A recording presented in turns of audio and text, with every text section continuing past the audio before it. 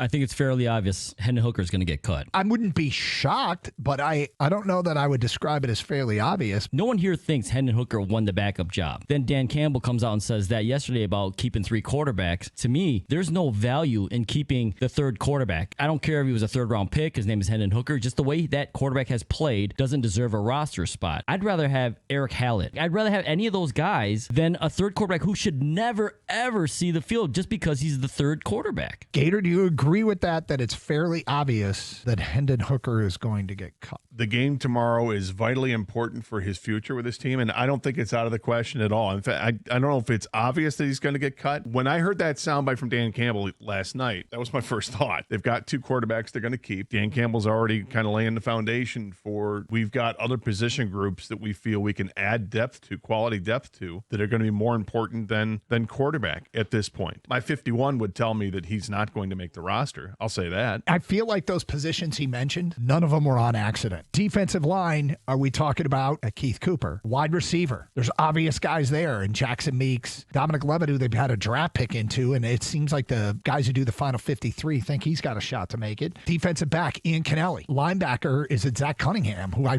really feel like is going to make it, but I feel like those positions were chosen for a reason. I go back to last year's roster at the end of August when they announced who made the roster. Only 2 quarterbacks. They had their unquestioned backup quarterback. It's Kyle Allen. Following the path they went last year, it would make sense that Hendon Hooker is off the list, that he would not make the roster, and that they would hope to put him back on the practice squad. I think they would love to keep him on the practice squad because of his familiarity with the offense, just to do that, unless a better option comes along. If he goes out and has himself a heck of a game, he's not going to change the pecking order with the Lions, and I don't know if he's going to solidify a spot for the roster.